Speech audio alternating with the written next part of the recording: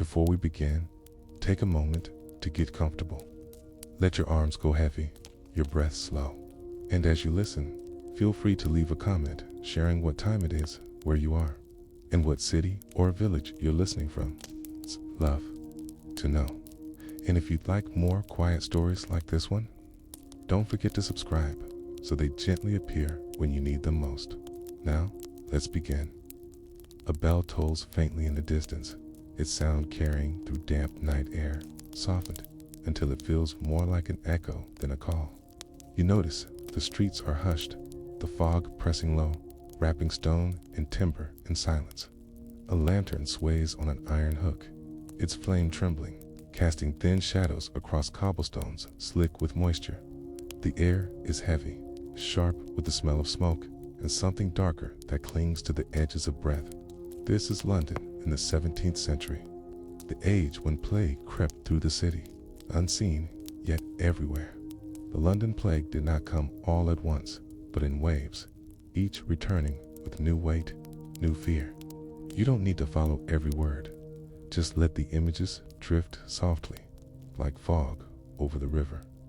Windows are shuttered. Doors marked with red crosses, candles burning faintly inside houses where silence has replaced laughter. The faint crunch of frost underfoot mingles with the sound of wheels dragging past, carts moving slowly through narrow lanes. The smell of burning tar lingers in the air, spread by those who believed smoke might purify what could not be seen.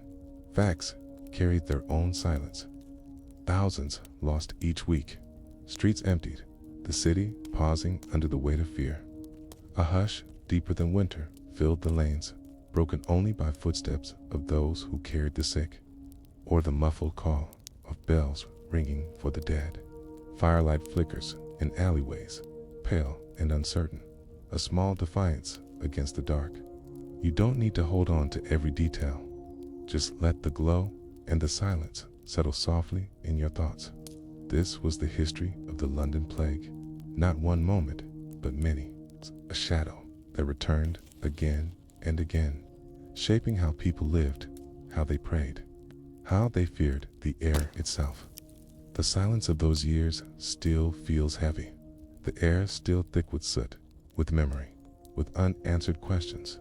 And as you stand in that hush, with bells fading, with lanterns dimming, with footsteps vanishing into the fog, you may find yourself wondering, how did a city so full of life endure nights when every breath carried the weight of death? Asterisk, the night air is damp. You hear the soft drip of water from the eaves of narrow wooden houses, the faint rattle of shutters swaying in the breeze, the muted toll of a distant church bell folding itself into fog. London is asleep, though never fully still. Somewhere in the dark, a cart rolls over cobblestones, its wheels groaning like old timber. Somewhere else, a dog barks once, sharp, then vanishes back into silence. You smell smoke still lingering from hearths, mixed with the dampness of the Thames, heavy and sour, pressing through alleys. And so you stand within the city as it was before the pestilence swept across it. The streets already crowded, already pressed with hunger, already layered with waste and shadow. You hear footsteps pass, quick, purposeful, then gone.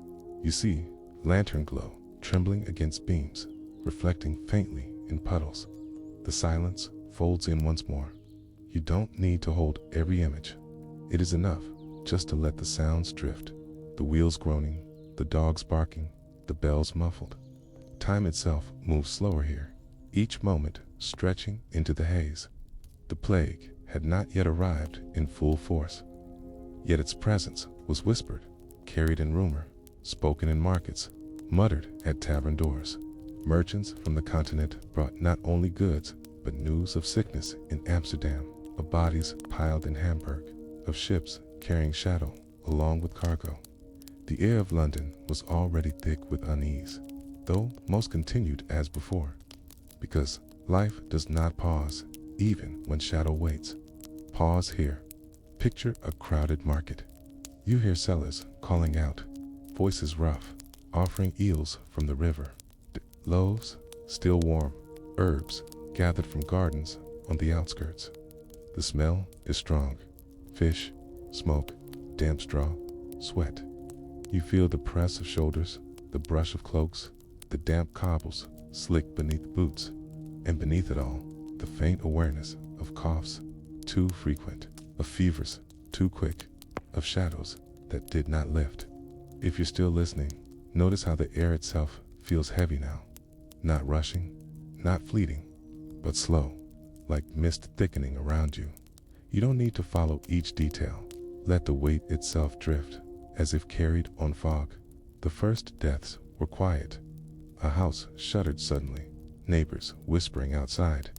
A burial carried out at dusk, the priest's voice low, the mourners fewer than usual. Then another house closed, then another.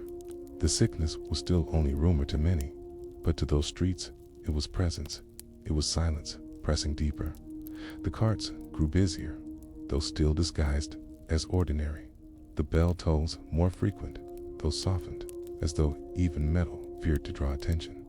And so, the city began to bend beneath weight it did not yet name aloud. Pause again. Imagine narrow lane after rain.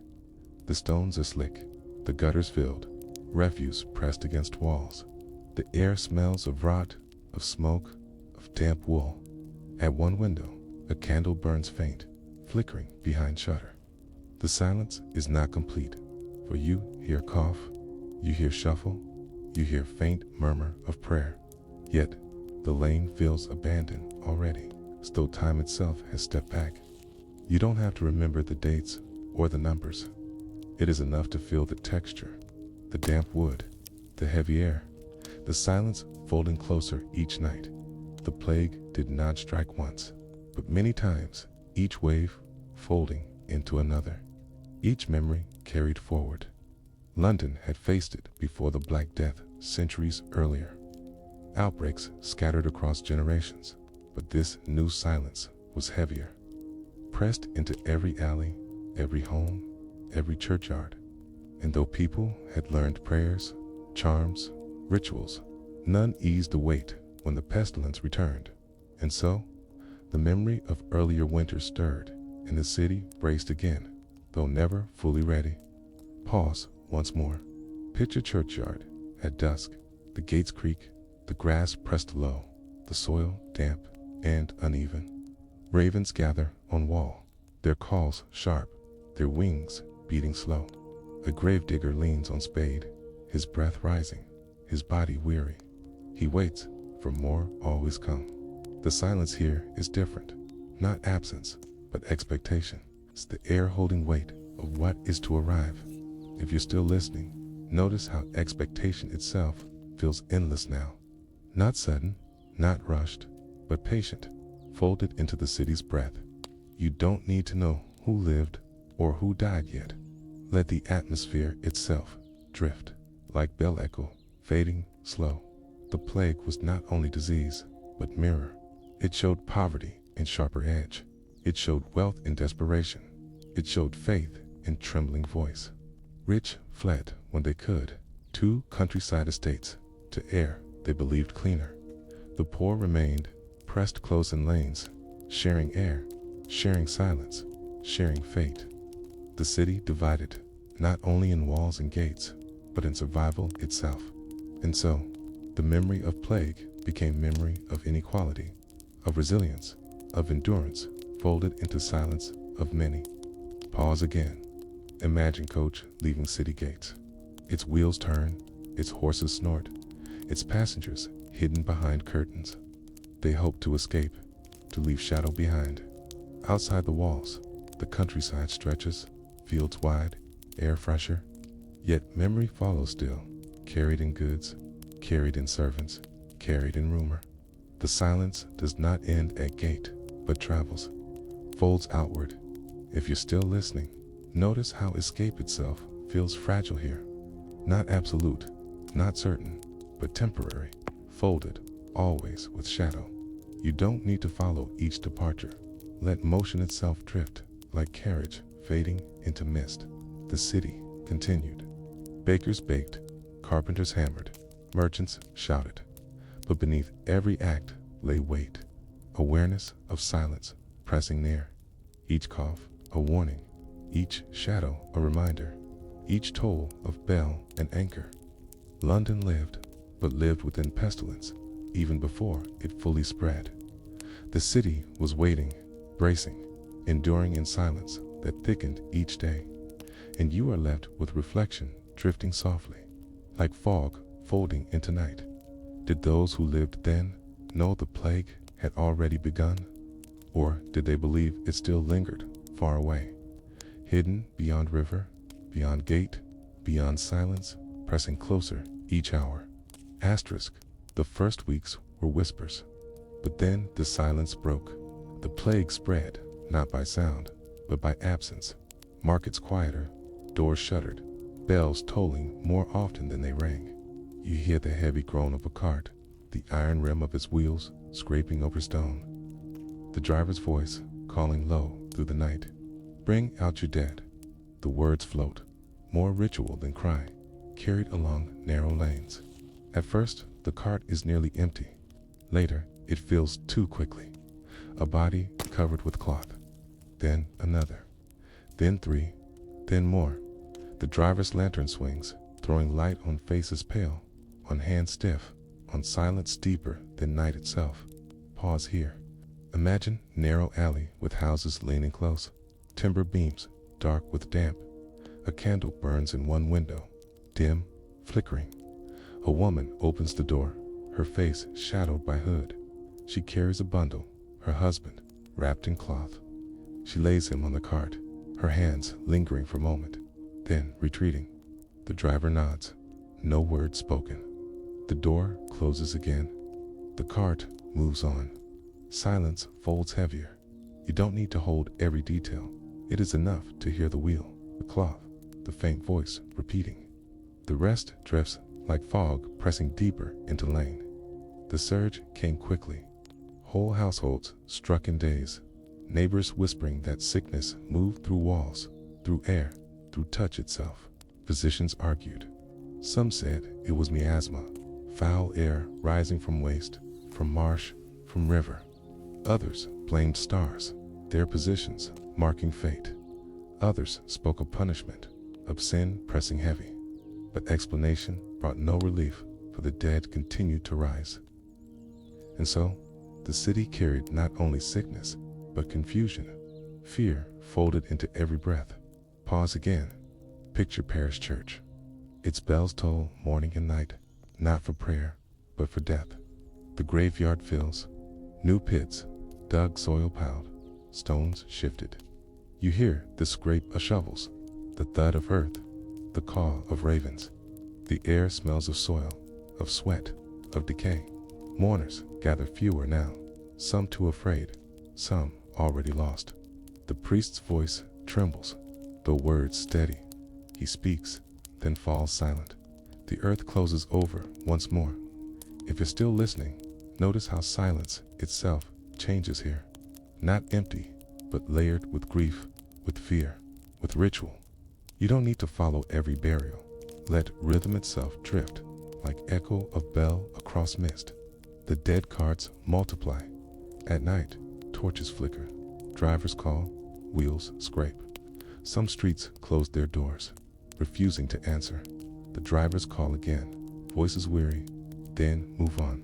In mourning, bodies found inside, whole families gone. The silence grows heavier, and so, the city bends further, its breath shallow, its patience strained. Pause once more. Imagine marketplace empty, stalls bare, shutters closed, voices gone. Only dogs wander, sniffing refuse, growling low. A single stall remains open, a baker selling loaves quickly, his eyes darting, his hands trembling. The bread smells of smoke, of yeast, of hunger. A woman buys, pays quick, hurries away. The square returns to silence, broken only by call of crow. If you're still listening, notice how emptiness itself feels fast here. Not absence alone, but presence of fear folded in. You don't need to hold each image. Let vacancy itself drift, like shadow stretching long. The great surge pressed into every household. Servants died, masters died, children died. The rich fled still, but some carried plague with them. The poor remained, enduring within cramped lanes, their fires low, their hopes thinner. Doors marked with red crosses, painted with words, "Lord have mercy." The paint dripped, the wood rough, the message steady. To walk street after street was to see crosses endless, silence pressing heavy. And so, the plague became visible not only in cart, in pit, in bell, but in mark upon door, read against timber, silent cry to heaven. Pause again. Picture door marked, the paint fresh, dripping down. Inside, family coughs, whispers, praise. Outside, neighbors pass quickly, eyes averted, breaths held. The street is quiet, the houses leaning. A breeze stirs, carrying faint smell of smoke, faint murmur of river. Yet the red mark glows, bright, even in shadow. It's a silent beacon of pestilence. If you're still listening, notice how color itself feels heavy now. Not bright, not cheerful, but weight, folded into timber. You don't need to fix each door in mind. Let image itself drift like candle flicker. The surge pressed even into faith. Churches filled at first, prayers rising, candles burning. But as priests died, as congregations fell, doors closed. Services held outside, voices trembling in open air. Bells tolled still, but less steady, fewer to ring them. Faith endured, but shaken, silence folding even there. And so, the plague pressed into spirit as well, testing hope, reshaping prayer. Pause once more. Imagine small gathering outside church. Candles flicker, wax dripping, shadows swaying. The priest speaks, his voice hoarse, his body weary. The people answer faint, their breath low. They pray, but their eyes dart, their hands tremble. The silence between words grows longer, heavier, pressing deep. If you're still listening, notice how pauses themselves feel endless here. Not empty, but weight, folded into silence of prayer. You don't need to remember words. Let hush itself drift. Like smoke rising faint. The surge did not last weeks only, but months. Each day brought more. Each night, more carts, more bells, more pits. The city endured, but endurance was heavy. Carried, not in strength alone, but in patience, in silence, in bond of those who remained. And you are left with reflection, drifting softly, like fog folding into dawn. Did those who walked streets then believe silence would ever lift? Or did they think London itself might vanish, swallowed whole by plague's shadow? Asterisk, when the great surge pressed deepest, London did not stop. It bent, it shifted, it adapted in silence. Each lane carried rhythm of survival. Each house, its own world of measures, fears, and small endurances. The plague was everywhere, yet life persisted. Not bright, but dim. Not loud, but steady, folded into shadow. Pause here. Imagine waking in a narrow chamber. The air is stale, the window shuttered, the candle burned low. You hear cough in the next room, faint prayer whispered, soft crackle of fire almost gone. Outside, silence holds, broken only by far toll of bell. You smell damp wood, smoke lingering, straw bedding heavy with sweat. You rise, step across floorboards creaking, pause at door. Behind, family sleeps, restless. Before, street silent. The day begins, though not with promise, only with endurance. You don't need to picture each detail. Let the feeling itself linger. The close air, the heavy silence, the weight of morning pressing slow. The measures were harsh. Watchmen stood at doors marked with crosses, keeping families shut inside. No one allowed out, no one allowed in. Food left at threshold, coins dipped in vinegar, voices muffled through wood. Some obeyed, waiting weeks for sickness to pass or claim them. Others escaped, slipping through alleys, bribing watchmen, carrying risk with them. Streets once lively turned into prisons, each house an island, each lane a corridor of silence. And so, survival meant not only hunger, but confinement, waiting within silence that pressed closer each day. Pause. Again. Picture watchman leaning by door, his staff in hand, his hood pulled low. He dozes, then stirs, then dozes again. Inside the house, voices murmur, a child cries, someone coughs. A tray of bread lies on step, already stale. The watchman glances, adjusts cloak, says nothing. The silence is broken only by wind moving dust across lane. If you're still listening, notice how waiting itself feels endless here. Not loud, not sharp, but heavy, folded into stillness. You don't need to hold each sound. Let the rhythm itself drift. Like hourglass, turning slow. Superstitions spread as quickly as sickness. Some war charms around necks, dried toads, silver coins, papers inscribed with prayers.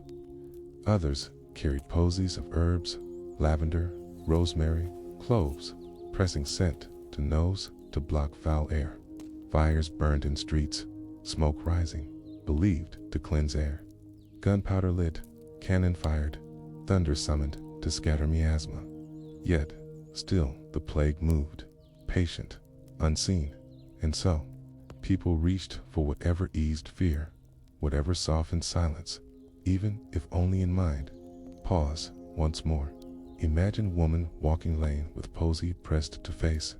The flowers wilted, the stems damp, but she holds them close. She passes door marked with cross, glances quick, hurries on. In alley, a man hangs charm around his child's neck, whispering words, soft. The child clutches it, eyes wide. The lane smells of smoke, herbs, decay. The silence folds heavy, still. If you're still listening, notice how hope itself feels fragile here. Not gone, but trembling, folded into gesture. You don't need to follow each superstition. Let presence itself drift, like candle flame flickering. Daily survival was rhythm of small tasks. Bakers still baked, though fewer. Water still fetched, though fear lingered at well. Children still laughed at times, their voices sudden, brief, then gone. Mothers cooked what they had broth, thin bread, stale, meat, rare. Fathers mended, carried, prayed. Life did not end in plague, but changed, became narrower, quieter, folded into silence that pressed always. And so, resilience showed not in strength loud, but in endurance, quiet, in persistence of rhythm, in patience of living through shadow. Pause again. Picture kitchen dim. A pot simmers, faint herbs floating, broth thin. A child leans close, sniffing. The mother stirs, her hand steady, her eyes weary. Outside, watchman coughs, cart passes, bell tolls. Inside, the family eats, their voices low, their breath warm. The silence is softened, if only for an hour. If you're still listening, notice how warmth itself feels precious here. Not abundant, but steady, folded into bowl, into breath. You don't need to imagine each meal. Let comfort itself drift, like ember glowing slow. The rich fared differently. Those who fled to countryside lived with less fear, though not always less loss. Those who stayed hired doctors, apothecaries, servants. Yet even wealth could not close door to pestilence. Mansions marked with crosses, silk gowns laid upon plague pits. The sickness did not choose, though it spread easier in crowded lanes. Inequality visible, but mortality universal. And so, the plague became equalizer in shadow, its silence pressing upon all, though differently endured. Pause once more. Imagine grand house on Wide Street, its gate closed, its windows shuttered. Inside, candles glow bright, fires burn high, doctors move with masks of beak and herbs. Yet coughs echo still, cries rise, silence heavy. The wealth softens hunger, but not fear, not loss. the red cross still painted, the door still guarded, the silence folded still. If you're still listening, notice how contrast itself feels muted here. Not sharp, not loud, but blended, folded into city silence. You don't need to hold each divide. Let shadow itself drift, like mist, pressing both lane and square. The superstitions deepened. Some believed dogs and cats carried plague, and so were killed in thousands, their bodies lining streets. Yet with fewer animals, rats spread further, fleas multiplied, sickness moved freer. The attempt to purge became fuel for shadow. And still, prayers rose, fires burned, bells tolled. And so, Kenios mingled with endurance, each choice shaping silence, each act folding into rhythm of survival. Pause again. Picture boy throwing stone at dog. The animal yelps, stumbles, falls silent. Around him, others do the same, the fear driving them. Later, rats scurry bolder, their claws scratching, their teeth sharp. The silence carries more movement, though unseen, folded beneath. If you're still listening, notice how futility itself feels heavy here. Not cruel, not loud, but quiet, folded into each choice.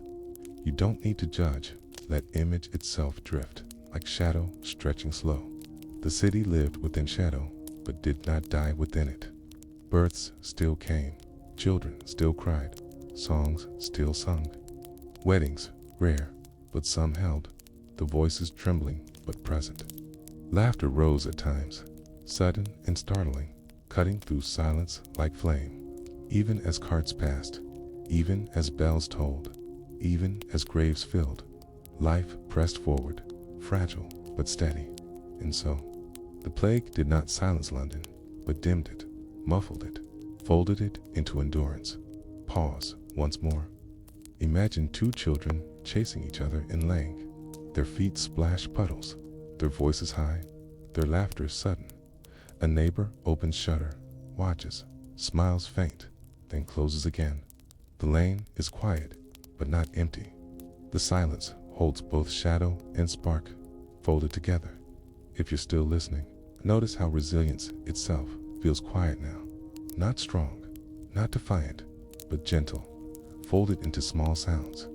You don't need to hold each moment. Let endurance itself drift like leaf floating. The great surge continued, but within it, life continued too. Not bright, not loud, but steady. Families waited, prayed, endured. Streets hushed, but not empty. Silence heavy, but not complete. The plague pressed upon all, but did not erase the rhythm of living. And you are left with reflection drifting softly, like bell echo fading into mist. Did those who endured believe they lived through end of world? Or did they feel only that silence had become their world, stretching forward, endless, until shadow itself chose to lift? Asterisk, the plague was not only sickness in body, but sickness in order. London did not collapse into chaos, but it bent beneath rules, proclamations read in marketplaces, laws nailed to posts, orders whispered in taverns. Authority reached into houses, into alleys, into breath itself. The city lived not only with silence of death, but silence of rule, heavy and watchful. Pause here. Imagine marketplace at dawn. Stalls shuttered, but a crowd gathers as a herald climbs wooden platform. He unrolls parchment, the seal of city glinting in pale light. His voice rings thin, strained by echo, by fog. He reads, "Let all who dwell in houses where plague is present remain within. Let no person depart, lest pestilence spread." The words float, official, heavy. The listeners murmur, some nodding, some whispering complaint. The parchment nailed to post. The crowd drifts, silence folding back. You hear the faint hammer strike wood, the murmurs fading, the toll of church bell far away. These sounds form rhythm of rule, pressing into plague. And so, survival meant not only hunger and prayer, but obedience or resistance, two orders folded deep. Pause again. Picture street with doors marked in red. At each, watchman stands, cloak pulled, staff in hand. Some stern, some weary, some bribed. Their presence steady, their silence heavier than voice. Families peer from shutters, their eyes shadowed, their breath faint. The watchman leans, waits, watches. The lane is prison. The walls are only wood, only paint. If you're still listening, notice how authority itself feels weighty here. Not loud, not rushed, but steady, folded into street. You don't need to follow each guard. Let presence itself drift, like shadow unbroken. The rules pressed further. Fires ordered in streets, barrels of pitch burned to cleanse air. Stray animals killed, their bodies piled, smoke rising. Trade restricted, gatherings banned, theaters shuttered. The sound of laughter, of music, of crowd faded, replaced by silence of rule. What was joy became suspicion. What was gathering became danger. The city narrowed, closed, folded into quiet. And so, the plague was not only absence of life, but absence of sound once ordinary. Pause once more. Imagine theater dark, its stage empty, its benches bare. Dust gathers, cobwebs cling, silence heavy. Outside, a boy passes, his feet scuffing, his eyes lingering on closed doors. He has never heard music here, but he imagines. The silence is not only present, but absence of what could have been. If you're still listening, notice how emptiness itself feels endless now. Not void, but weight, folded into memory of sound. You don't need to imagine each closed hall. Let vacancy itself drift like curtain never raised. The rules touched trade. Ships arriving at port were inspected, goods fumigated, crews held in quarantine. Merchants complained, their voices sharp, but silenced by fear of pestilence. The river itself seemed slower, barges fewer, calls of boatmen hushed. The Thames carried not only goods, but silence of restriction. And so, the plague pressed into commerce, folding wealth into stillness, pressing city into quiet hunger. Pause again. Picture wharf at dusk, crates stacked, tarpaulins drawn, ropes creak. A ship waits, its sails furled, its crew leaning silent. The smell of pitch, of river water, of smoke fills air. No voices call, no trade flows. Only watchman paces, his boots echoing. The river glimmers, but carries only silence. If you're still listening, notice how restraint itself feels heavy here. Not burst, not clash, but still, folded into tide. You don't need to hold each ship. Let quiet itself drift, like current, unhurried. The rules pressed into burial too. Pits dug wide, filled quick, prayers short. Funerals limited, mourners few. The dignity of farewell thinned, replaced by efficiency of survival. Some families defied, sneaking to graves, whispering names, leaving tokens. Others obeyed, silent, their grief folded inward. The plague shaped not only death, but ritual of death. And so, the silence carried not only absence of life, but absence of farewell, of closure. Pause once more. Imagine pit open, soil piled, lanterns flickering, bodies lowered, cloth wrapped, prayers whispered. A mother lingers, pressing token into cloth, then steps back. The earth falls, thuds steady. The pit fills, the lanterns dim. Silence folds over, covering both ground and grief. If you're still listening, notice how grief itself feels muffled now. Not gone, not eased, but pressed, folded into soil. You don't need to hold each burial. Let echo itself drift, like bell fading far. The orders reached into houses. Some were searched, their sick taken to pest houses, buildings on outskirts, filled with moans, with prayers, with silence heavy. Families broken, bodies carried, lives ended apart. Fear of pest house grew heavy, sometimes greater than fear of sickness itself. People hid fevers, concealed coughs, bribed officials. The plague was the enemy, but so was rule, pressing into home. And so, the silence carried not only sickness, but suspicion.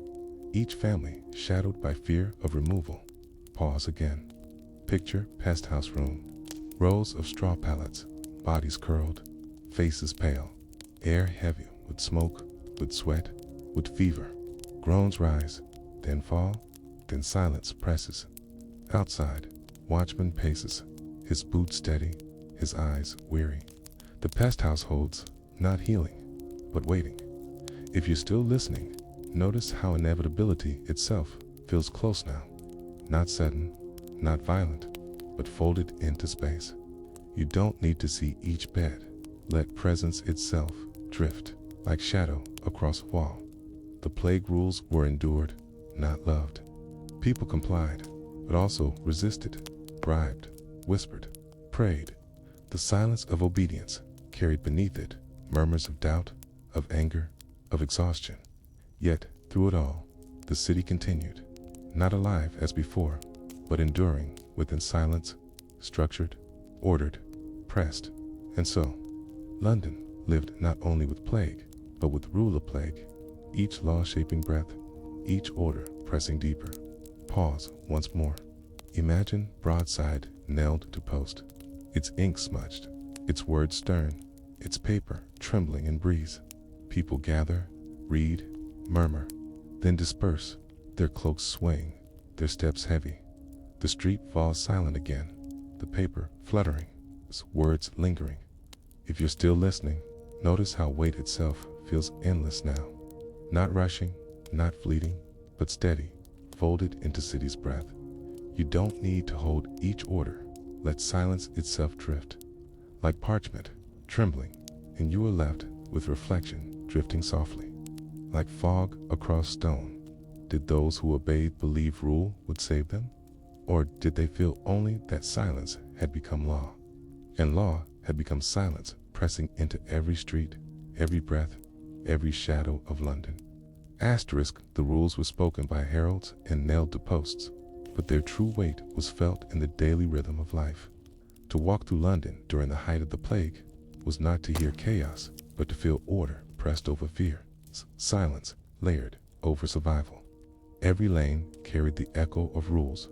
Watchmen posted, pest houses filled, prayers whispered, doors marked. The city was both alive and bound, moving under shadow of decree. Pause here.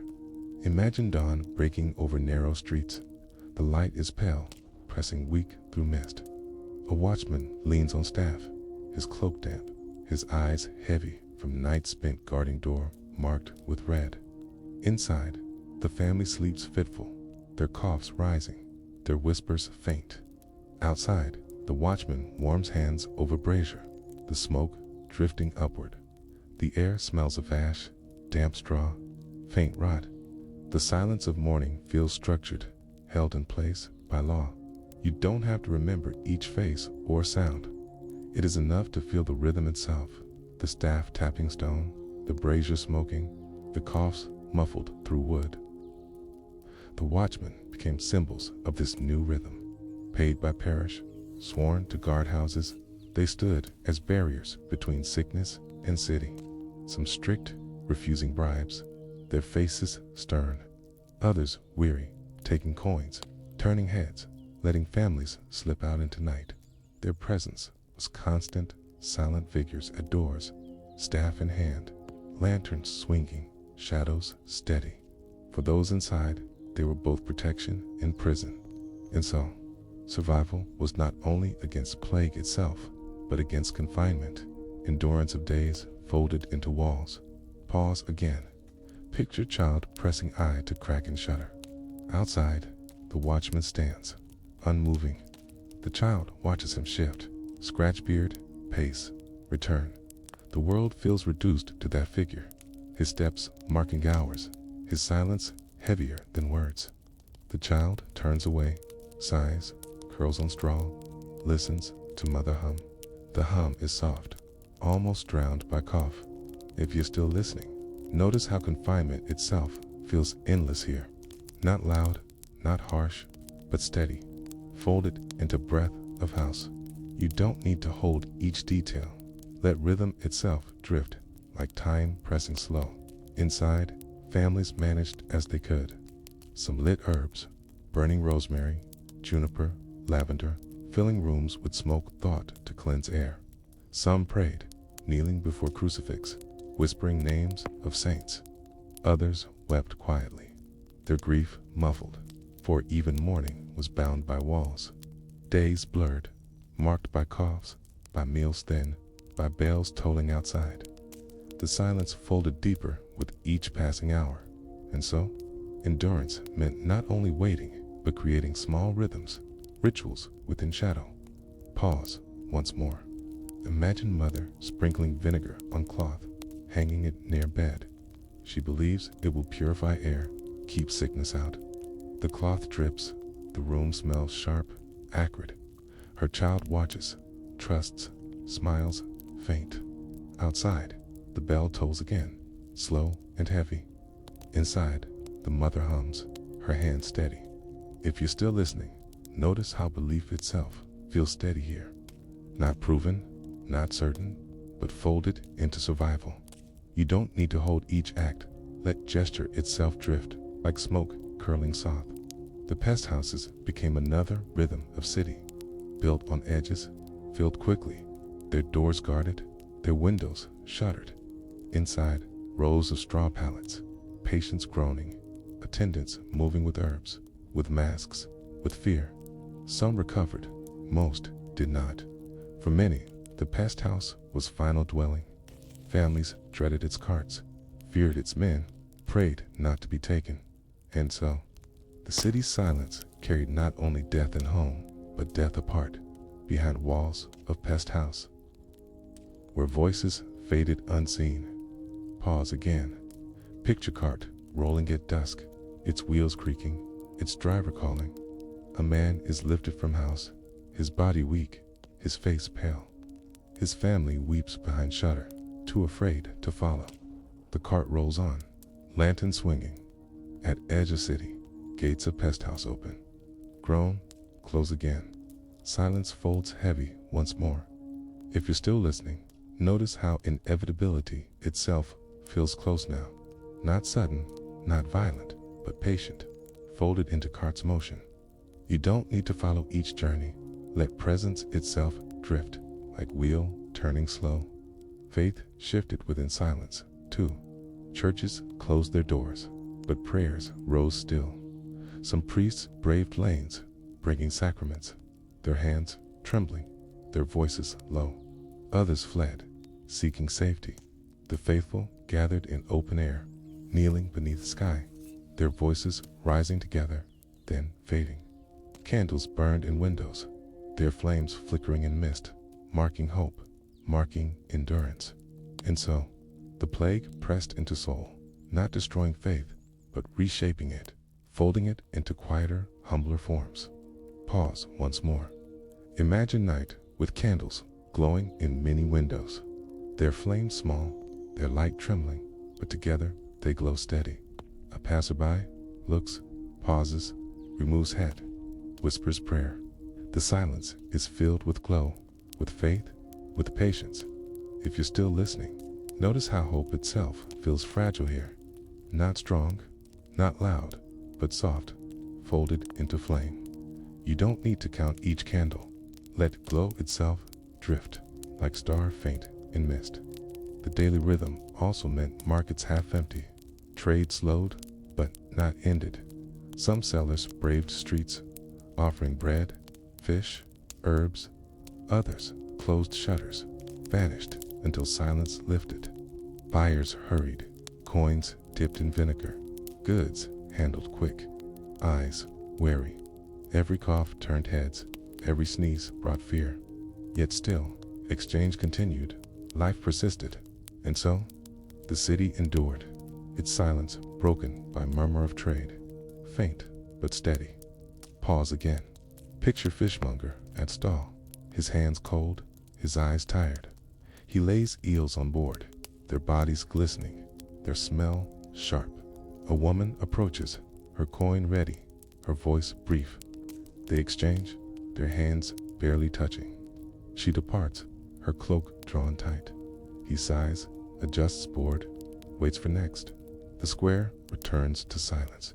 If you're still listening, notice how necessity itself feels steady here. Not joyous, not eager, but constant, folded into hunger. You don't need to hold each trade. Let rhythm itself drift, like tide always returning. Children felt rhythm differently. They played still, in corners, in alleys, their games quieter, their laughter shorter. They chased shadows, drew with chalk, whispered stories. They lived half in fear, half in ordinary, their innocence a softer echo. For them, the plague was backdrop, but play continued. And so, the silence carried not only weight, but spark. Small lights flickering amid shadow. Pause once more. Imagine child with stick, drawing on wall. A sun, a bird, a figure. His sister claps, laughs faint, their eyes bright. Behind, a door marked red, their father coughing. Yet their play continues, brief but real, folding life into silence. If you're still listening, notice how resilience itself feels gentle here. Not bold, not defiant, but tender, folded into laughter. You don't need to trace each game. Let sound itself drift, like echo fading. The daily rhythm of Plague London was not one of noise or collapse, but of muted endurance.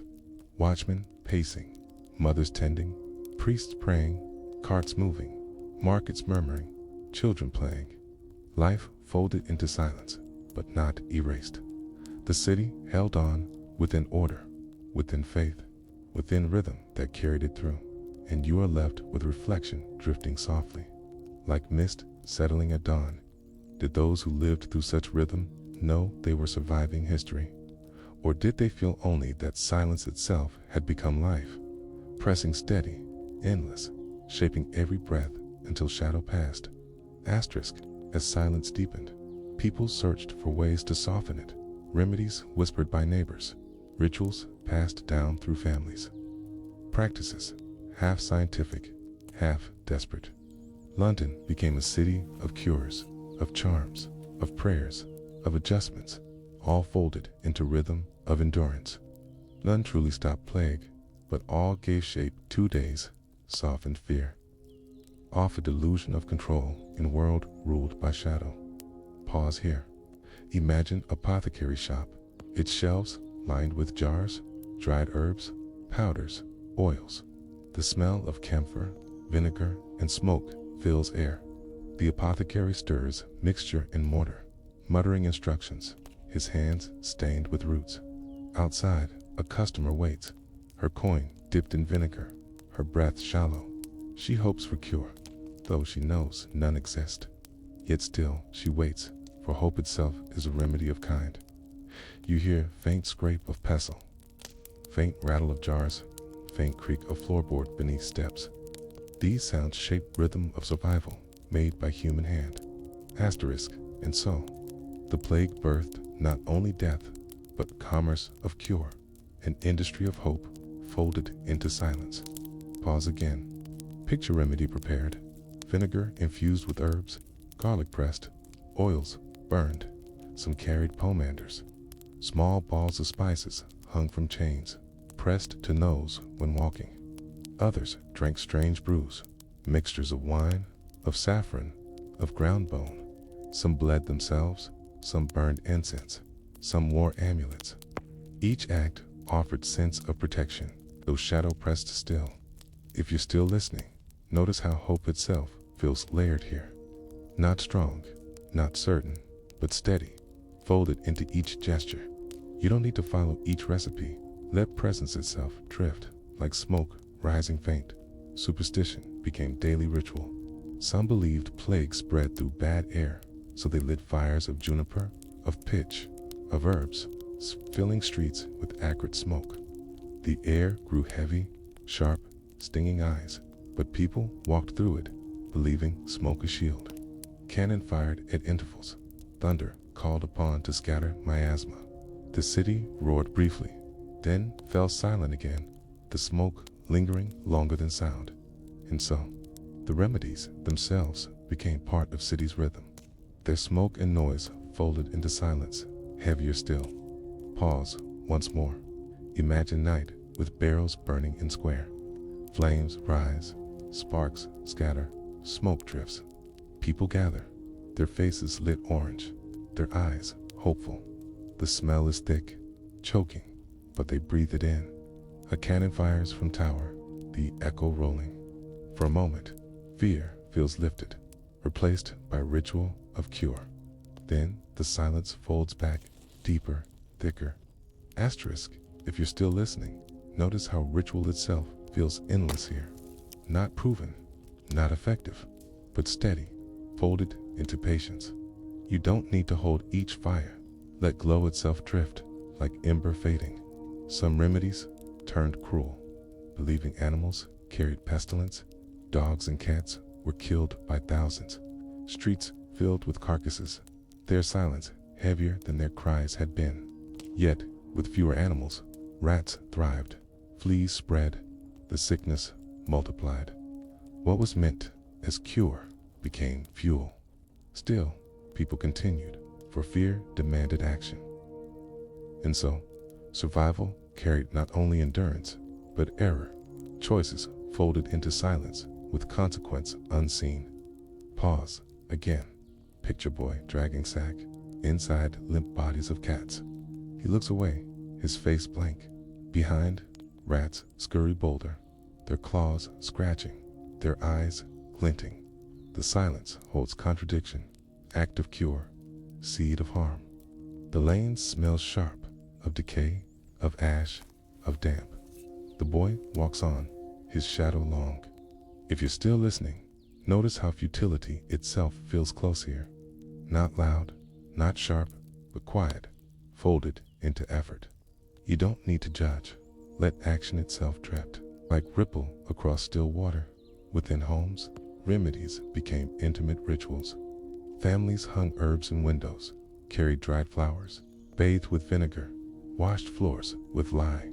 Some placed coins in mouths of dead, believing it eased journey. Others lit candles in each room, their flames trembling in draught. The smallest acts carried weight, each gesture shaping rhythm of day, folding silence into routine. And so, households became places not only of fear, but of constant tending. Small rituals, softening shadow. Pause once more. Imagine a woman wiping floor with vinegar, her hands raw, her eyes tired. She moves slow, steady, her breath shallow. Behind her, children watch, silent, clutching posies. The room smells acrid, sharp, yet familiar. A candle flickers in corner, wax dripping. The silence is heavy, but filled with rhythm of care. If you're still listening, notice how care itself feels steady here. Not bold, not joyous, but gentle, folded into repetition. You don't need to picture each room. Let gesture itself drift, like breath upon glass.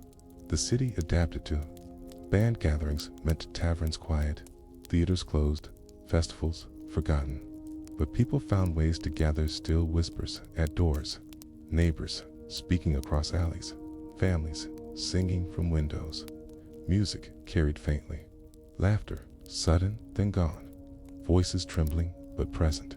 The plague dimmed but did not erase human bond, and so adaptation itself became remedy. Small connections folded into silence. Pause again. Picture Night Lane with windows open. A family sings him, their voices low, wavering.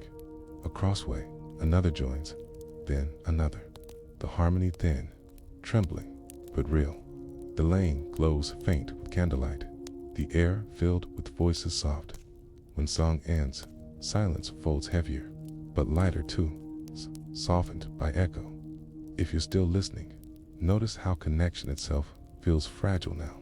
Not strong, not secure, but precious, folded into sound. You don't need to follow each voice. Let song itself drift, like breeze faint in night. Work adapted to. Some trades vanished, others thrived. Apothecaries, busy. Grave diggers, weary. Watchmen, constant. Tailors made shrouds more than garments. Carpenters built coffins more than tables. The city shifted, its labor folded into pestilence. Yet even in this rhythm remained. Hammer still struck, needle still sewed, hands still moved. And so, life persisted, reshaped, folded into silence of shadow. Pause once more. Imagine a workshop with a coffin half made, a carpenter planes board, his hands steady, his eyes tired. Shavings curl, wood smells sharp. He pauses, wipes brow, resumes. Outside, bell tolls, cart rolls, voices call. Inside, hammer strikes, steady rhythm, folding silence into work. If you're still listening, notice how persistence itself feels endless here. Not loud, not swift, but patient, folded into task. You don't need to see each tool. Let rhythm itself drift like echo of hammer fading. Through remedies, rituals, and adaptations, London endured. Not cured, not healed, but carried forward. The plague pressed heavy, but life continued in smoke of herbs, in hum of prayer, in work of hand, in song, faint across window.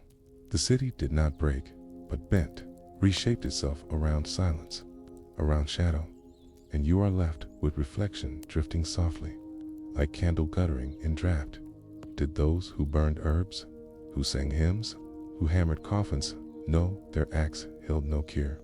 Or did they believe endurance itself, steady, repetitive, patient, was cure enough to carry them through shadow?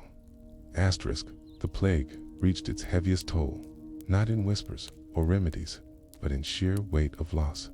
Whole streets emptied, parishes fell silent, graves overflowed. London became a city where absence itself was presence, where every bell, every cart, every mark of red upon a door testified to numbers beyond counting. The toll was not only measured in bodies, but in silence, in emptiness, in grief folded into stone and air. Pause here. Imagine standing at edge of parish churchyard. The gate creaks open, the grass flattened by feet, the soil uneven with fresh mounds. Men with spades work steady, their shoulders bent, their breath steaming in cold dawn. They lift soil, lower bodies, cover again, each motion repeated until numb. Ravens gather on wall, their wings black against gray sky. The bell tolls slow, heavy, its echo folding across empty streets. You hear the thud of earth, the call of birds, the groan of wood. These sounds shape rhythm of toll, endless, steady, heavy, and so the plague measured itself not only in sickness, but in earth disturbed, in graves multiplied, in silence pressed into ground. Pause again. Picture dead cart moving down lane. Its wheels scrape, its lanterns ways. Bodies lie, covered in cloth, piled higher than sides. The driver calls faint, his voice hoarse. Bring out your dead. Doors open, bundles carried, laid atop others. A woman lingers, her hand resting on cloth, her eyes empty. She steps back, door closes, cart rolls on. The silence heavier now. If you're still listening, notice how inevitability itself feels steady here. Not rushed, not loud, but constant, folded into carts groaned. You don't need to picture each body, let weight itself drift. It's like shadow stretching. The numbers grew beyond parish's keeping. Graves too shallow, pits dug wide, hundreds lowered together. Names forgotten, prayers shortened, markers absent. The dignity of burial replaced by necessity of pit. Families who once wept at graveside now whispered from distance, or not at all. The earth itself seemed overwhelmed, unable to hold silence pressing down. And so, the toll became anonymous, the city burying not only bodies but memory, folding grief into soil without voice. Pause once more. Imagine pit at night, lanterns flickering, shovels striking, bodies lowered in bundles, quick, silent. The attendants move weary, their hands raw, their eyes hollow. No prayers, no words, only motion. The pit fills, the earth covers, the lanterns dim. Silence presses heavier than soil itself. If you're still listening, notice how grief itself feels muffled now. Not absent, not eased, but pressed, folded into ground. You don't need to recall each burial. Let echo itself drift, like bell fading. Tall parishes fell silent. Streets once filled with market cries, with laughter, with quarrels, stood empty, shutters closed, weeds creeping between stones. Bells tolled so often they seemed endless, until even their sound faded. The ringers dead, the ropes frayed. Some churches stood open but empty, their candles cold, their pews bare. Faith itself folded into silence. And so, the plague did not destroy city in flames, but emptied it in quiet, leaving absence as monument. Pause again. Picture lane in midday, but empty. No sellers, no carts, no children. Only wind moves, rustling straw, stirring shutter. The silence feels thick, almost alive, pressing in. You walk, your footsteps echo. You pause, hear nothing but your own breath. The city feels abandoned, yet not gone. Its silence heavier than presence. If you're still listening, notice how emptiness itself feels vast here. Not void, not hollow, but full of weight.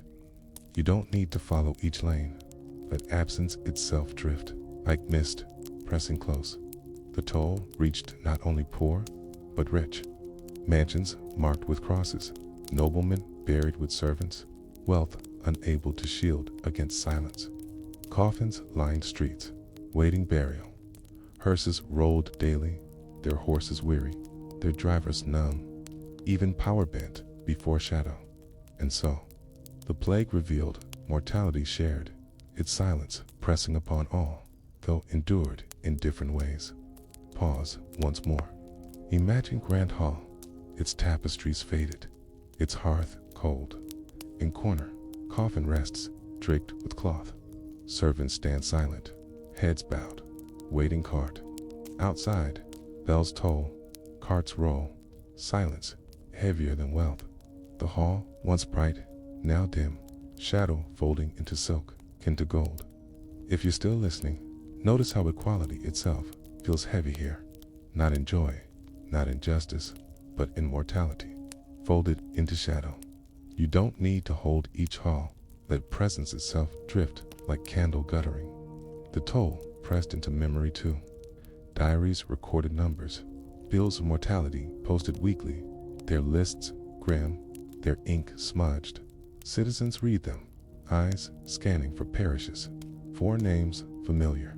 The numbers rose, week by week, until words blurred, until meaning dulled. The toll became background, silence measured not by shock, but by repetition. And so, the plague became not event, but environment. Its silence, steady, endless, folded into life itself. Pause again. Picture man reading bill nailed to post. His finger traces numbers. His lips move faint. His eyes linger, then close. He folds paper, walks away. The square returns to silence. The bill fluttering in breeze, its ink dark, its weight heavy. If you're still listening, notice how repetition itself feels numbing now. Not sharp, not fresh, but constant, folded into days. You don't need to trace each number. Let rhythm itself drift, like tide returning. The toll of the plague was not only physical, but emotional, spiritual, communal. Grief folded into families, into parishes, into city itself. Silence became both fear and companion, pressing always, reminding always. The weight of the dead was not lifted quickly, nor forgotten easily. It lingered, pressed into stones, into river, into breath of city, and you are left with reflection, drifting softly, like bell echo, lost in mist. Did those who walked empty lanes feel they lived in city, dying, or in city transformed, reshaped by silence, rebuilt upon toll of its own breath? Asterisk, the toll of death weighed heavily. Yet within that weight, hidden endurance unfolded. Behind each shuttered door, each pit filled with soil, each bell tolling into mist, there were hands working, bodies laboring, voices whispering.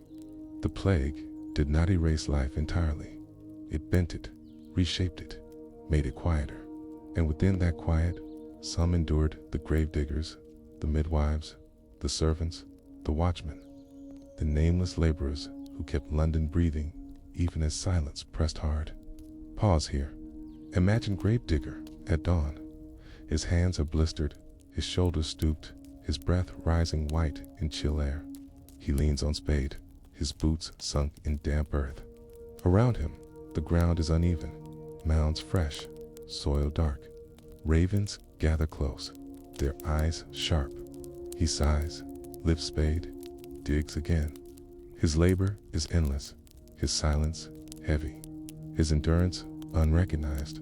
But without him, the city would have drowned in its own toll. You hear a scrape of metal and soil, thud of earth falling, caw, raven overhead. These sounds mark rhythm of endurance hidden beneath toll dot. And so, survival of city meant not only prayer, not only rule, steady work of those who bent beneath silence and carried it forward. Pause again. Picture midwife summoned in night. She carries lantern through empty street, her cloak pulled close. The bells toll still, the watchman glance, but she passes, her duty stronger than fear. Inside small house, a woman labors, her breath ragged, her voice trembling. The midwife wipes brow, whispers calm, steadies body. Outside, silence presses. Inside, life emerges. A child's cry cuts air, sudden, startling. The midwife smiles, faint, tired. Her endurance folded into night. If you're still listening, notice how contrast itself feels sharp here. Not of sound, not of noise, but of life rising in midst of silence. You don't need to hold each birth, let cry itself drift, like flame flickering in shadow. Servants endured too. Many masters fled, but some left them behind, caring for houses, for goods, for children. Others stayed with families, risking sickness alongside. They fetched water, cooked meals, carried bodies, tended sick. Their names seldom written, their stories seldom told. Yet their endurance formed a backbone of daily survival. And so, the city's silence rested upon shoulders unseen, their patience carrying weight unspoken. Pause once more. Imagine servant drawing water at well, her hands raw, her breath slow. She lifts bucket, its rope creaking, its water dark. She carries it back, her steps heavy, her eyes weary. At house, she pours, stirs pot, feeds family. She coughs once, turns away, continues. The silence folds back, but her labor remains steady. If you're still listening, notice how constancy itself feels endless here. Not bold, not celebrated, but quiet, folded into survival. You don't need to trace each servant, let gesture itself drift. Like water poured dot the watchmen too endured, though often resented. They stood at doors, long hours in mist, in rain, in night. Some bribed, some stern, some weary, their presence steady, their endurance overlooked. They guarded not only doors, but city itself, their silence shaping rhythm of confinement. And so, they too bore weight of plague, though often scorned, their labor folded into shadow. Pause again. Picture watchman leaning by door at midnight. His lantern glows faint, his staff rests on stone. He shifts, coughs, stamps feet against cold. Inside, a family whispers, prays, weeps. Outside, he waits, his silence steady, his endurance unseen, but real. If you're still listening, notice how patience itself feels heavy now. Not rushed, not loud, but constant, folded into watch. You don't need to follow each shift, let waiting itself drift. Like ember glowing dot, others endured in markets, though smaller, quieter. Bakers rose still, their ovens burning, though with fewer loaves. Fishmongers sold still, though catches smaller, buyers fewer. Apothecaries mixed still, their jars rattling, their herbs pungent. The rhythm of trade folded into silence, muted but not erased.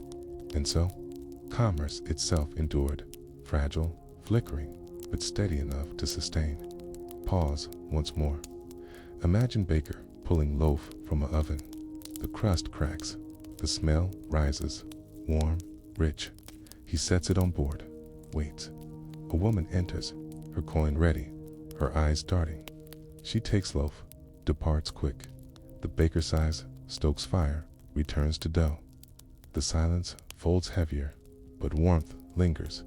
If you're still listening, notice how necessity itself feels tender here. Not abundant, not strong, but enough, folded into bread. You don't need to taste each loaf. Let warmth itself drift, like breath of oven. Even in houses, endurance showed. Families nursed sick, lit candles, whispered prayers. Children fetched water, mothers stirred broth, fathers chopped wood. Each act small, but together forming rhythm of survival. Silence pressed heavy, but life folded into gestures, stirring pot, mending cloth, humming hymn, and so. Endurance was not one moment, but repetition, quiet, steady, patient. Pause again. Picture room dim, a candle flickering. Mother bends over a sick child, placing cloth on brow. Father stokes fire with crackling faint. Siblings huddle, whispering him. Outside, bell tolls, cart passes. Inside, care continues, folded into silence. If you're still listening, notice how repetition itself feels soothing now. Not dramatic, not loud, but steady, folded into hours. You don't need to remember each act. Let rhythm itself drift. K. The endurance of London was hidden, not sung, not written. It lived in hands of workers, in patience of mothers, in duties of servants, in silence of watchmen. Without them, the city would have collapsed. With them, it persisted, bent but not broken, carried through shadow by endurance unseen. And you are left with reflection, drifting softly, like mist along river at dawn. Did those who endured know they carried city upon their shoulders? Or did they feel only that their quiet labor was ordinary, folded into rhythm of life, even as silence of plague pressed heavy around them? Asterisk, when the great toll began to lessen, when the carts rolled less often, when the bells tolled with more pauses between, London did not erupt in joy. Instead, it exhaled in silence, a long, slow, weary release, like body drained of fever, but not yet healed. The plague loosened its grip, but its shadow lingered in memory, in exhaustion, in spaces emptied. The endurance that had carried the city left echoes, and those echoes shaped what remained. Pause here. Imagine street at dawn, once crowded with carts, now quiet. A few shutters open. A woman sweeps threshold, her broom scratching stone. A child peeks from doorway, eyes wide, cautious. A man carries loaf, his step hesitant. The air smells faintly fresher, as if river itself has drawn deeper breath. Yet, silence lingers, not as heavy as before, but still pressing. The city stirs, but slowly, carefully. You hear broom on stone, loaf against cloth, faint call of gull over river. These sounds are fragile, soft, folded into recovery. And so, survival meant not sudden return, but patient reawakening. Each sound hesitant, each gesture cautious. Pause again. Picture church reopening, its doors groaning, its candles lit again. People enter, their steps slow, their voices hushed. They kneel, pray, sing faintly. The sound rises, trembling, then steadies. The air smells of wax, of incense, of damp stone. For a moment, silence breaks, but grief lingers in faces, in eyes cast down, in names absent, If you're still listening, notice how recovery itself feels fragile here. Not bright, not certain, but delicate, folded into ritual. You don't need to hold each prayer. Let murmur itself drift, like smoke rising. The hidden endurance had cost much. Gravediggers weary, their bodies broken by labor. Midwives exhausted, their hands raw, their hearts heavy with births into world shadowed. Servants thinner, poorer, often dismissed once masters returned. Watchmen vanished, their staffs set aside, their silence forgotten. Those who had borne weights slipped back into shadows, unmarked. Their labor folded into city survival, but seldom remembered. And so, endurance ended not with praise, but with quiet dismissal. Survival carried forward on shoulders unacknowledged. Pause once more. Imagine gravedigger sitting at edge of filled pit. His spade rests beside. His hands tremble. He stares at earth leveled, his breath slow. Around him, birds sing faintly, spring stirring. Yet his body leans heavy, his silence deeper. He has buried countless, but his own story unspoken. If you're still listening, notice how memory itself feels weighty here. Not loud, not written, but folded into silence of labor. You don't need to name each worker. Let presence itself drift like shadow unrecorded. The survivors lived with scars unseen. Families reduced, neighbors gone, parishes emptied. Trust frayed, for sickness had bred suspicion. Who coughed, who fled, who bribed. Yet, slowly, bonds returned. People gathered again in markets, laughter, cautious, eyes still wary. Children played again, their voices piercing silence. The city's heart beat again, but softer, slower, folded into memory. And so, the plague ended not in noise, but in gentle persistence, life pressing back through cracks of silence. Pause again. Picture Market Square reopening. Stalls rise, sellers call, though softer than before. Bread smells warm, fish sharp, herbs fresh. Buyers murmur, coins clink. Laughter sudden, then fading. The square is smaller than memory, but fuller than silence. The city breathes again, though shadow lingers. If you're still listening, notice how renewal itself feels hesitant now. Not full, not sure, but growing, folded into rhythm. You don't need to see each stall. Let murmur itself drift, like tide returning faint. Memory of plague pressed into architecture, into law, into mind. Doors still bore faint red stains, their crosses washed but marks lingering. Churchyards still uneven, their soil fresh. Pest houses still stood at edges, their walls dark, their windows shuttered. Bills of mortality still posted, though numbers lower, their ink still heavy. The city lived on, but carried shadow carved into stone, into air. And so, even absence of plague became presence. Silence folded into memory. Pause once more. Imagine lane with door scrubbed, yet faint cross visible. Red faded, but not gone. A passerby glances, shivers, hurries on. Inside, family lives, their laughter soft, their grief deeper. The mark remains, ghost of silence past. If you're still listening, notice how trace itself feels endless here. Not sharp, not loud, but lingering, folded into timber. You don't need to follow each door. Let image itself drift. Like echo never gone. For years after, people spoke of plague in whispers. Diaries recorded laws, sermons warned of sin, healers debated causes. Children who had grown during silence carried memory into adulthood. Songs faded, but stories lingered, each retelling heavy, folded into caution.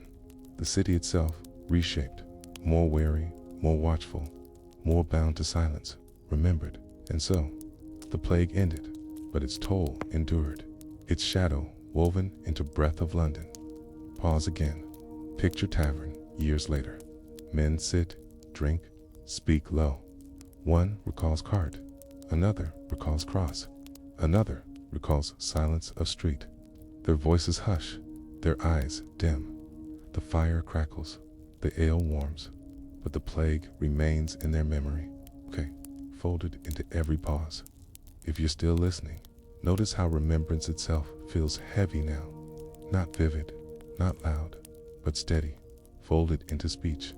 You don't need to remember each story. Let echo itself drift, like ember glowing faint. The endurance had carried London through, but at cost immeasurable. The toll was not only numbers, but changes in heart, in trust, in rhythm of life. Silence had shaped the city, pressed it, bent it, left mark invisible, but enduring. And you are left with reflection drifting softly, like fog across a river at dawn. Did those who survived believe they had conquered plague? Or did they feel only that they had learned to live with silence, forever folded into breath of city? Even as bells rang again, even as laughter returned. Asterisk, when silence pressed heaviest and toll grew beyond measure. London did not only count bodies, it searched for meaning. To many, the plague was not accident of air or flea, but judgment of heaven. The stillness, the emptiness, the endless toll of bells felt to them like voice from beyond, warning, a punishment, a test. And so, faith deepened, twisted, bent, carrying city not only in prayer, but in fear. Pause here. Imagine pulpit in dim church, the pews thin, but a priest stands still, his hands lifted, his voice trembling. He speaks of wrath, of sin, of judgment. His words echo off stone, rising into air thick with incense, with smoke, with fear. The candles gutter, the shadows sway. Those who remain kneel low, whisper prayers, some weeping, some silent. The sermon does not comfort, but it binds, pressing meaning into silence. You hear voice echo, wood creak, incense crackle. These sounds mark rhythm of belief folded into plague. And so, the sickness lived not only in body, but in spirit, shaping thought, shaping prayer, shaping silence itself. Pause again. Picture street preacher at corner, his cloak torn, his eyes wild, his voice sharp. He cries that plague is punishment, that London must repent, that sin has brought silence. A crowd gathers, thin, wary, listening. Some nod, some shake heads, some turn away. The preacher's voice rises, then cracks, then falls to whisper. The crowd disperses, silence folding back. If you're still listening, notice how fear itself feels contagious here. Not through touch, not through air, but through word, folded into silence. You don't need to follow each sermon. Let sound itself drift, like bell echo. Many saw plague as divine cleansing. They prayed more, fasted more, confessed more. Priests heard endless words, their ears filled with sin, their hearts heavy. Some lead processions through streets, carrying crosses, chanting hymns, their voices trembling in smoke of torches. Behind them, people followed, weeping, kneeling, believing their sorrow might ease silence. Yet processions spread sickness, not peace. Still, they continued, for faith demanded action. And so, belief itself became remedy, ritual folded into city's endurance, even when it deepened toll. Pause once more. Imagine procession winding through lane. Candles glow, wax drips, hymns rise, faint. Across lifts, shadow long against timbered houses. The people chant, their voices hoarse, their steps slow. The air smells of wax, of smoke, of sweat.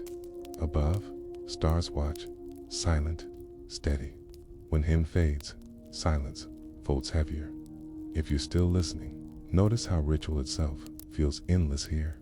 Not certain, not safe, but steady, folded into faith.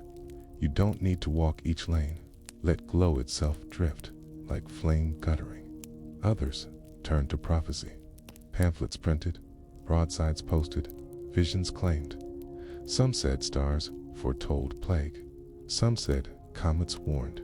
Some said end of world near.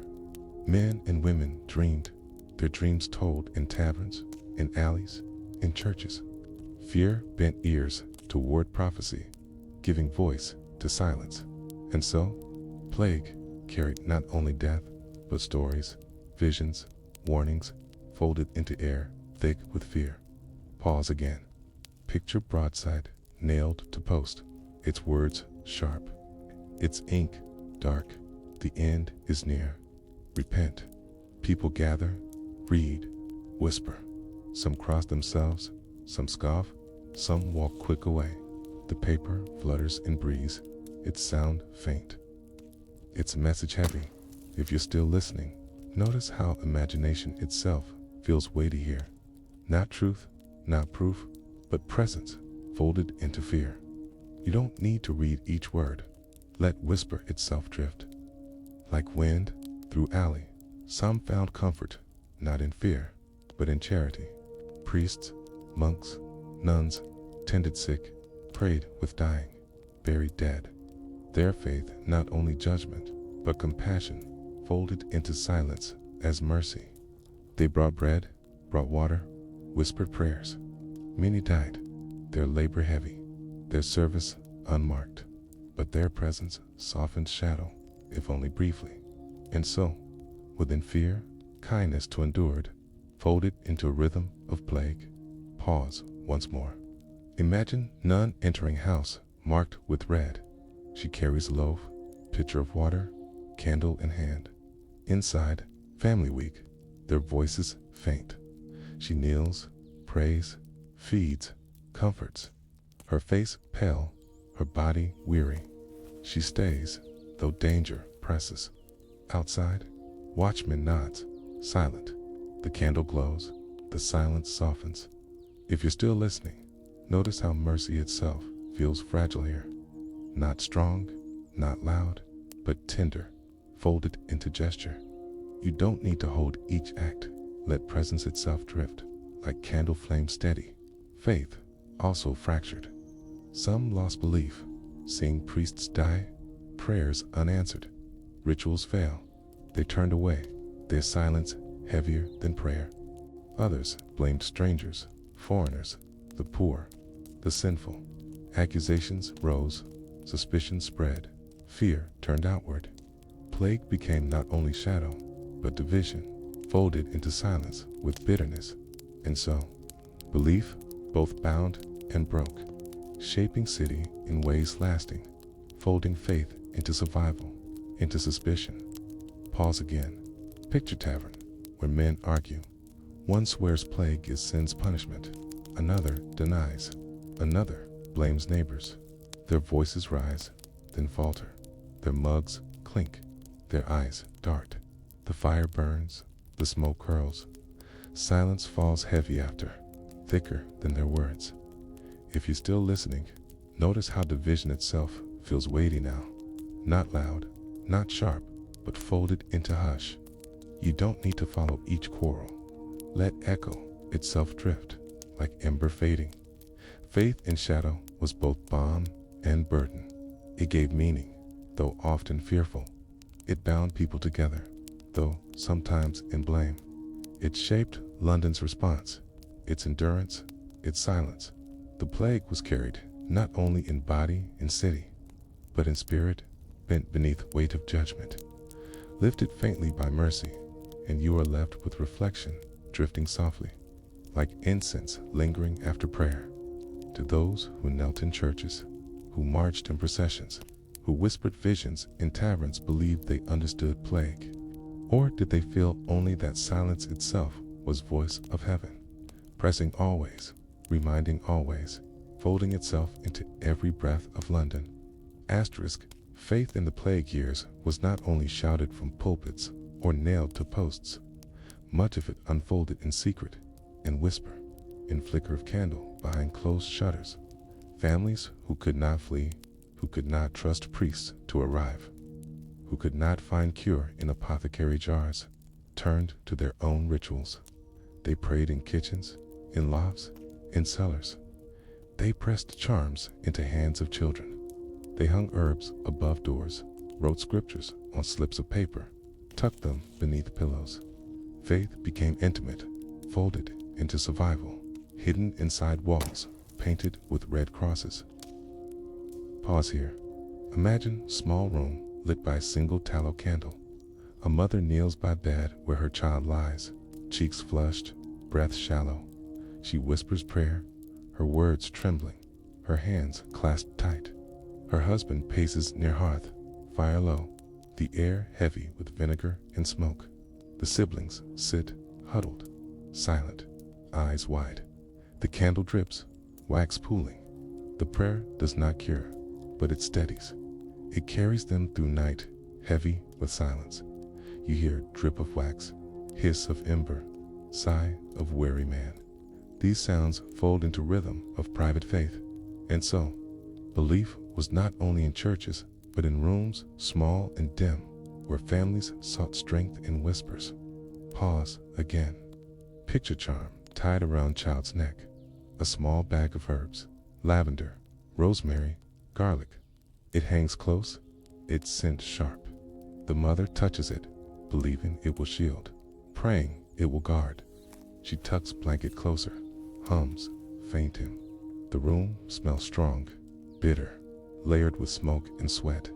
The silence is broken only by her voice, soft, steady. If you're still listening, notice how tenderness itself feels steady here. Not bold, not proven, but folded into ritual. You don't need to hold each detail. Let gesture itself drift, like smoke, curling faint. Some families painted verses on walls, chalking scripture near doors, near windows. Others carried slips of paper inscribed with psalms, tucked into pockets, pressed into coffins. Words themselves believed to carry weight, to shield against silence pressing in. Faith turned physical, tangible, woven into wood, into cloth, into air. And so, prayer was not only sound, but object, shape, presence, folded into daily survival. Pause once more. Imagine father writing verse on scrap of paper, his hand shaking, ink blotting. He pins it above door, steps back, crosses himself. His children watch, their faces solemn. The paper trembles in draft, its ink dark against wood. Outside, watchman passes, his lantern glowing. Inside, faith hangs on wall, steady, silent. If you're still listening, notice how presence itself feels visible here. Not loud, not moving, but folded into timber. You don't need to read each word. Let image itself drift like parchment swaying. Songs too became prayers. Families sang hymns softly, voices low, careful not to draw attention. Children learned verses by memory, repeating in play, their songs weaving faith into ordinary. Neighbors heard faintly through shutters, joining in, harmony trembling in night air. The city sang, though quietly, its faith woven into silence. And so, even sound became shield, folded into hush, breaking silence with prayerful rhythm. Pause again. Picture lane at dusk. From one house, a hymn drifts faint. Another window opens, voice joins. Soon, 2, 3, weaving together. The sound trembles, fragile but real. It rises, then fades, leaving silence softer. The candles glow behind shutters. The smoke curls. The city breathes again, if only in song. If you're still listening, notice how connection itself feels precious now. Not strong, not secure, but tender, folded into melody. You don't need to follow each word. Let song itself drift, like breeze faint. Faith touched daily acts. Mothers washed floors with vinegar, believing it cleansed. Fathers lit fires of juniper, believing smoke purified. Children wore amulets, kissed crucifixes, repeated prayers before sleep. Each act not only belief, but rhythm, giving shape to days stretched along. And so, faith softened silence, filling emptiness with action, with repetition, with presence. Pause once more. Imagine kitchen dim, the mother sprinkling vinegar on cloth, wiping table. Her hands move slow, her breath steady. She hums. Her children watch. The smell sharp, the floor damp. She crosses herself, sets cloth aside, stirs pot. Outside, cart rolls past, its wheels groaning. Inside, ritual continues, folded into care. If you're still listening, notice how ritual itself feels soothing here. Not effective, not certain, but steady, folded into hour. You don't need to trace each task. Let rhythm itself drift like candle flicker. At times, faith bent into superstition. Families placed toads in rooms, believing they absorbed poison air. They burned feathers, inhaled smoke, drank strange brews. They whispered charms, traced symbols, feared witches. Fear twisted faith, folding hope into desperate shapes. Yet still, it gave comfort, even if fleeting. And so, belief was both anchor and illusion, steady and fragile, folded into silence of night. Pause again. Picture man placing jar with toad near bed. He mutters words, sets it down, nods. His wife watches, uncertain but silent. The child coughs, the candle flickers. The jar glistens faint, its presence a comfort, though reason unknown. The silence folds thicker, yet steadied by ritual.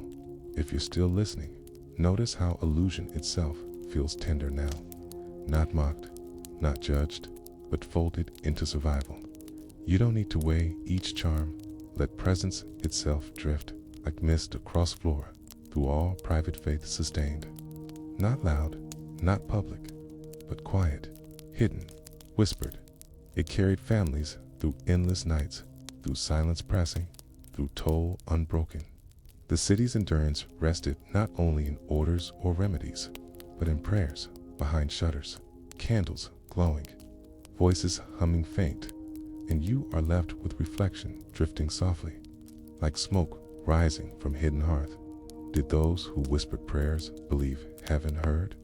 Or did they feel only that whisper itself was enough? Folded into silence, steadying breath, carrying them through shadow of plague. Asterisk, faith in the plague years was rarely still. It shifted, stretched, broke, and turned. For some, it was anchor prayers whispered, candles lit, hymns sung.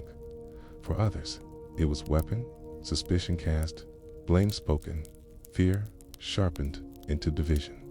The silence of the city carried not only grief, but quarrel, not only prayer, but accusation.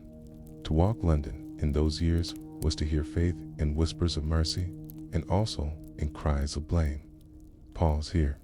Imagine narrow lane where neighbors once spoke freely. Now, shutters are closed, doors marked with red, silence pressing. Yet, through shutters, voices murmur. They carried sickness. They brought pestilence. Whispers rise. Suspicion grows. Strangers avoided. Foreigners shunned. The poor blamed. Women accused. Fear folded into faith, bending it into judgment, sharper than sermon. You hear a creak of shutter, hiss of whisper, sigh of wind between houses. These sounds shape rhythm of blame, folded into silence. And so, plague divided as much as it bound, faith itself turning both shield and spear. Pause again. Picture Jewish merchant, his shop closed, his door marked with chalk. He walks street, his cloak tight, eyes lowered. Whispers follow, suspicion heavy. He prays still, his lips moving faintly, but his prayer does not ease eyes watching. He passes. The lane grows quiet again, silence folding sharper. If you're still listening, notice how suspicion itself feels heavy here. Not loud, not proven, but folded into gaze. You don't need to hold each accusation. Let presence itself drift, like shadow pressing close. Foreigners, too, were blamed. Sailors, traders, immigrants. The plague, some said, was carried by them, brought by ships, spread by strangers. Violence flared in moments, stones thrown, words shouted. Yet without trade, cities starved. Without sailors, ships stood idle. The contradiction pressed heavy, folded into silence uneasy. And so, fear bent into blame, but need bent back into silence. Pause once more. Imagine dockside at dusk. A sailor waits, his eyes wary. Children point, whisper, flee. Merchants mutter, guards watch. He lifts sack, carries it down gangplank, his steps heavy. The river laps, the gulls cry, the silence folds around him, thicker than water. If you're still listening, notice how contradiction itself feels steady here. Not resolved, not eased, but folded into necessity. You don't need to follow each face. Let tension itself drift, like current beneath surface. Women bore blame too. Midwives accused of witchcraft, widows shunned, healers doubted. The plague was called judgment, and women often cast as cause. Some were beaten, some exiled, some burned. Yet women also nursed the sick, buried dead, whispered prayers, carried city. Faith in them bent cruel, suspicion pressing where care remained. And so, the silence carried both tenderness and cruelty, folded together in the same breath. Pause again. Picture widows sweeping steps. Neighbors watch, whisper. She carries herbs, hangs them in doorway. They murmur witchcraft. She hears, but does not speak. She lights candle, kneels, prays. The flame glows steady, her tears fall. Outside, silence presses. Inside, prayer steadies.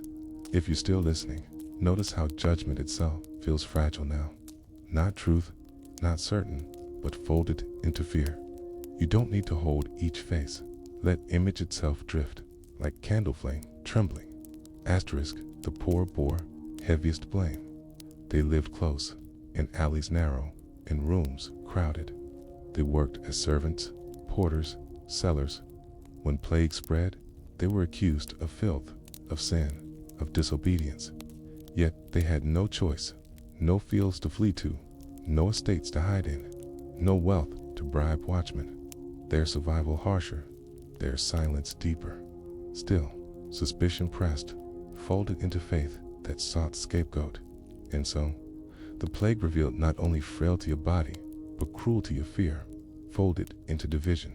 Pause once more. Imagine alley, crowded, doors closed, children barefoot. A cart rolls by, driver shouts, points, the poor spread it. Windows slam, voices hush. The alley grows still, the children stare, their eyes wide. Silence folds thicker, sharper. If you're still listening, notice how injustice itself feels pressing here. Not sudden, not violent, but heavy, folded into hush. You don't need to weigh each word. Let shadow itself drift, like fog pressing. Even doctors faced blame. When remedies failed, when deaths grew, people whispered of incompetence, of greed. Some doctors fled, some stayed, some died. Their coats, once symbols of learning, became marks of suspicion. Yet still, families summoned them, begged for cures, clung to hope. Faith and doubt, tangled, folded into silence, uneasy. And so, trust thinned, suspicion thickened, but hope persisted, folded into contradiction. Pause again. Picture physician in dark robe, mask long, filled with herbs. He enters house, the family bows, pleads. He examines, mutters, prescribes. They nod, obey. When he departs, they whisper, doubt. The door closes, the silence deepens. His shadow lingers in lane. If you're still listening, notice how contradiction itself feels constant now. Not solved, not eased, but folded into hope. You don't need to follow each cure. Let presence itself drift, like smoke, trailing dot through all faith itself endured, but bent. Some saw plague as wrath, others as trial, others as chance for charity. But beneath, suspicion lingered, division pressed, blame whispered.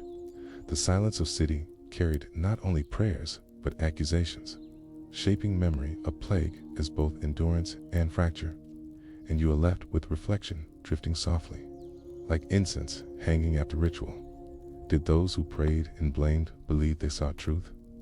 Or did they feel only that silence itself demanded explanation? And in absence of answer, faith turned to both comfort and cruelty, folding itself into every whisper of plague-struck London. Asterisk, when the bells at last tolled less often, when carts no longer rolled daily through narrow lanes, when doors bore fewer red marks, London did not simply return to what it had been. The city emerged, altered, reshaped by silence, bent by loss, haunted by memory. The plague had ended its fiercest wave, but its presence remained. Carved into streets, pressed into walls, whispered in minds. The aftermath was not relief alone, but a strange mixture of emptiness, of rebuilding, of forgetting, of remembering. Pause here. Imagine walking through Cheapside at dawn. The market stalls stand half empty, the cries of sellers muted. A few voices call bread, fish, cloth, but the energy is thinner, the sound weaker. The cobblestones are worn, the air smells of damp stone, of smoke, of faint decay. You notice gaps, shutters closed where once open, houses silent where once busy. The city breathes again, but slower, fainter. Its rhythm changed. You hear faint cry of seller, clatter of cart, coo of pigeon. These sounds mark survival, but also absence, gaps where voices once were. And so, the city after plague was not simply alive, but altered. Its silence still folded into sound. Pause again. Picture parish churchyard. Grass grows uneven, soil mounded still. Some graves marked, many not. Families visit, kneel, whisper names, leave flowers.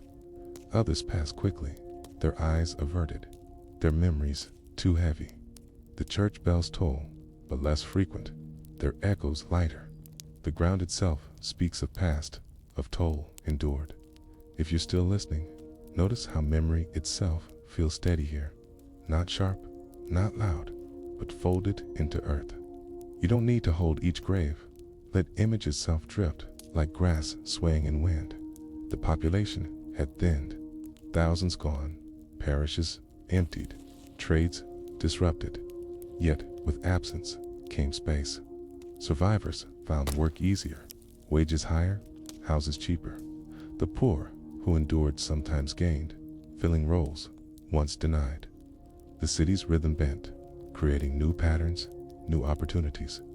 The silence had cost dearly, but it also reshaped balance. And so, the aftermath carried paradox. Grief folded into gain, silence folded into chance. Pause once more. Imagine a apprentice walking street, once turned away from guild, now welcomed, for masters lack hands. He carries tools, his step quick, his eyes bright. Around him, shops reopen, their signs creaking. The air smells of wood shavings, of ink, of bread. His future shaped not by choice, but by absence. If you're still listening, notice how paradox itself feels weighty now. Not joyous, not cruel, but folded into survival. You don't need to trace each life. Let rhythm itself drift, like tide turning, architecture to bore mark. Pest houses remained at edge, their walls dark, their windows shut. Some never reopened, their silence permanent.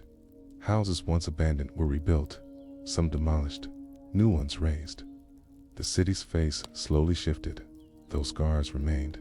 Streets remembered, even if people forgot. And so, memory pressed into stone, survival carved into timber, silence built into wall. Pause again. Picture lane with half-burned house, its beams black, its windows gaping.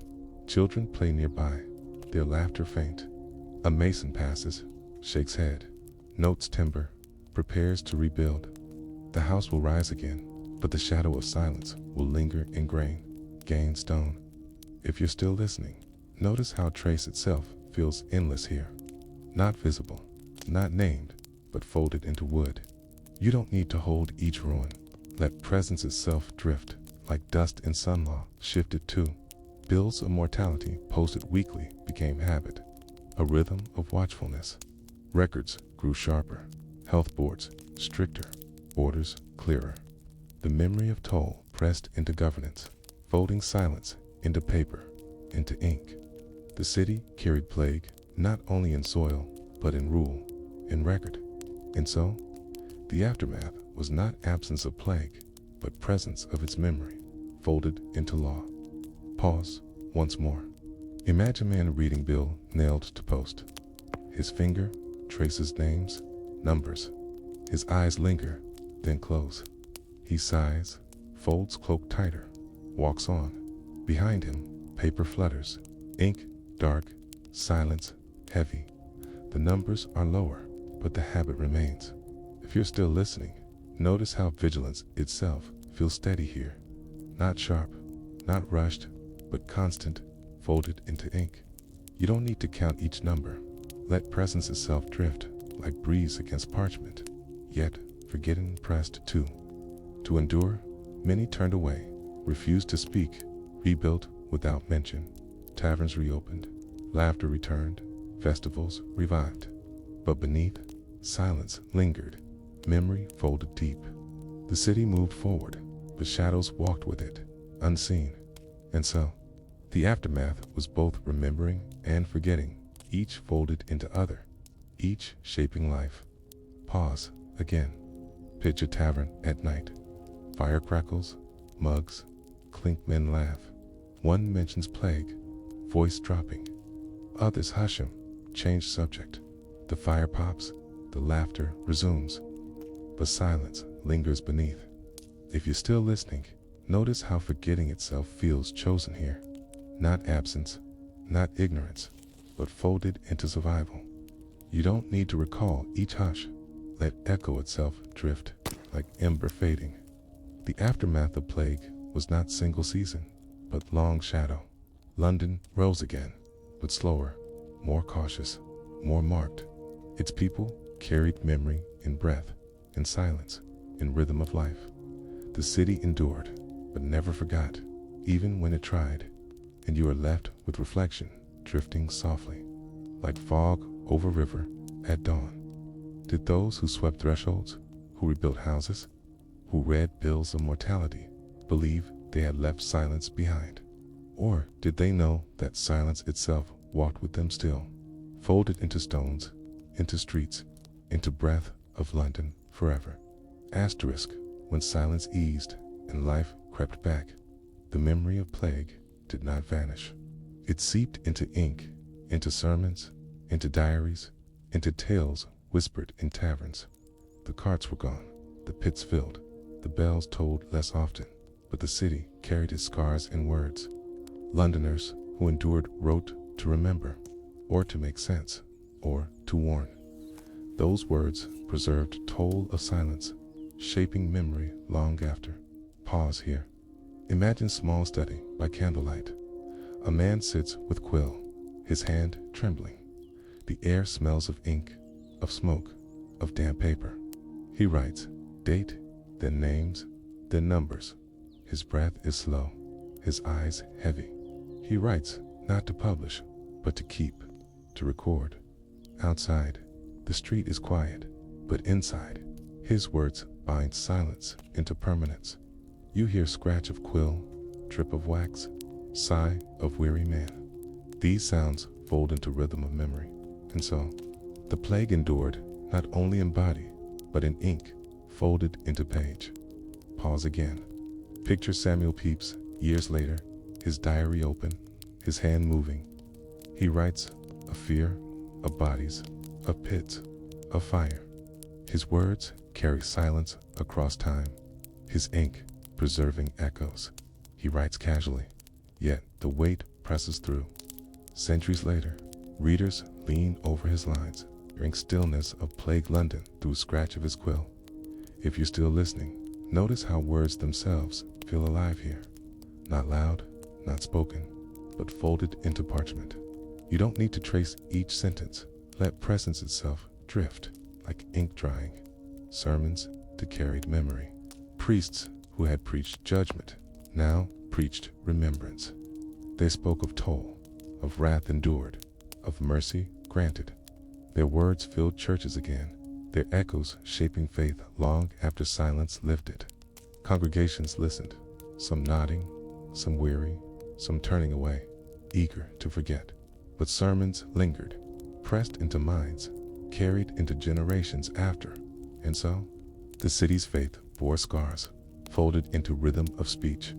Pause once more. Imagine church years later. Pews fuller, candles brighter. The priest speaks a plague, his voice rising, his hand lifted. Children listen, eyes wide, though they never saw carts, never heard toll. Parents bow, remembering, tears pressing. The air smells of wax, of incense. Silence folds after sermon, heavier from memory stirred.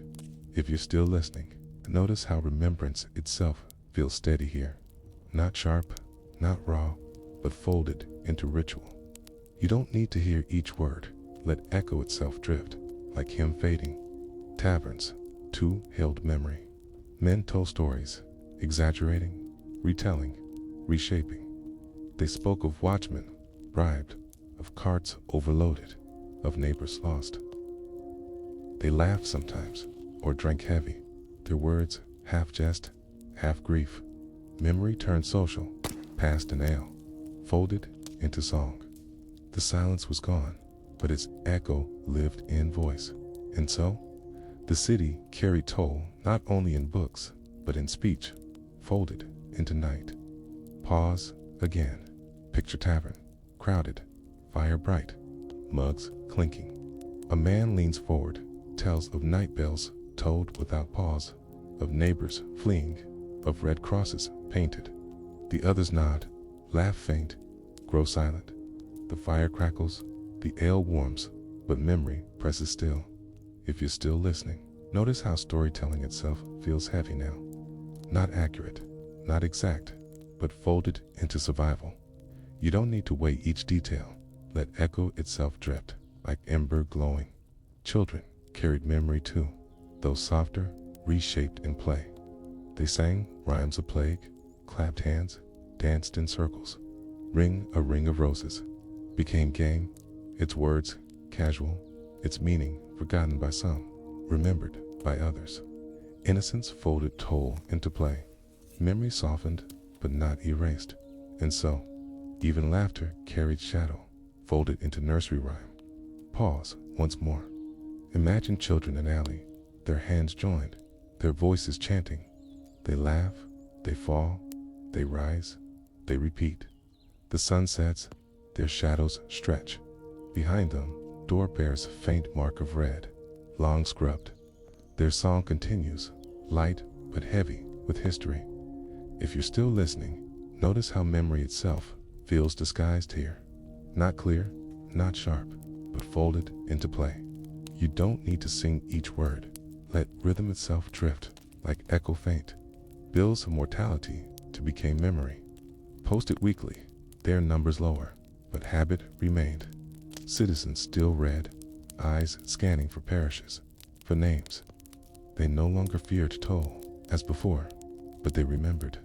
The bills reminded, their ink carrying silence beyond years of plague. And so, paper itself bore a weight of memory, folded into city's habit. Pause again. Picture man at post, years later. He reads bill, shakes head, folds paper. His son tugs sleeve, asking what numbers mean. He answers soft, his eyes distant. The boy listens, half understanding, but memory passes on. The post stands, the paper flutters. Silence heavier for its reminder. If you're still listening, notice how inheritance itself feels steady now. Not chosen, not sought, but folded into ink. You don't need to hold each number. Let presence itself drift, like page turning, dot in time. Stories grew larger, woven into histories, into chronicles. Writers shaped plague into warning, into lesson, into symbol. They told of silence, of death, of endurance, of faith, of blame. Each account carried weight of its teller, reshaping memory, folding toll into narrative. The plague became not only event lived, but story told, echo carried forward. and you are left with reflection drifting softly, like page closing in a quiet room. To those who wrote, who preached, who sang, who told stories, seek to preserve truth. Or did they know that memory itself bends, that silence cannot be written whole, only echoed, folded always into words incomplete, carried always into future, faintly altered. Asterisk, the plague loosened its grip, but it did not release its hold on London fully. Its echo stretched through generations, shaping laws, customs, even architecture. The silence that had pressed so heavy did not vanish with the last cart. It lingered, folded into stones, into streets, into habits. The city rebuilt, but always with plague at its back. A shadow remembered, shaping how it lived even in years when bells tolled for other reasons. Pause here. Imagine Narrow Lane rebuilt after fire. Its timbers new, its plaster fresh. The houses stand taller, the streets straighter. Yet beneath, the soil holds bones, pits filled years before. The children playing above do not know, their laughter high, their games light. But the ground remembers, silence folded deep. You hear clatter of feet, creak of timber, whisper of wind. These sounds shape rhythm of echo beneath dot. And so, London grew again, but it grew atop memory, its silence never fully gone. Pause again. Picture city council chamber. Men sitting close, their voices low, their papers heavy. They speak of laws, quarantine orders, burial practices, bills of mortality. Their words shape future, each rule echo of plague endured. Their quills scratch, their ink dark. The silence of past folded now into governance, into policy. If you're still listening, notice how law itself feels heavy here. Not abstract, not distant, but folded into memory. You don't need to follow each ordinance. Let presence itself drift like ink drying on page. The architecture bore marks too. Pest houses stood at city's edge, reminders of sickness. Some used still, some abandoned, their walls leaning, their windows shuttered. Churches rebuilt with larger yards, more space for graves. Streets widened in places to ease carts, to cleanse air. The city's face changed, shaped by a toll of silence. And so, plague left imprint, not only on body and memory, but on wood, on stone, on street itself. Pause once more. Imagine pest house at dusk, its door closed, its walls dark. Grass grows high, windows broken, silence pressing. Children dare each other to approach, to peer within. They run, laughing, their fear folded into play. The pest house stands still, reminder of shadow gone, but not forgotten. If you're still listening, notice how trace itself feels steady here. Not erased, not sharp, but folded into ruin. You don't need to step inside. Let presence itself drift, like shadow clinging. Customs shifted too. Funerals became simpler, prayers shorter, gatherings smaller, weddings quieter, feasts rarer, neighbors more cautious. Life grew more measured, more aware of fragility. The city carried silence into celebration, folding memory even into joy.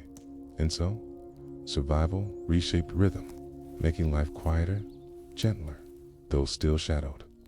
Pause again. Picture wedding in parish years later.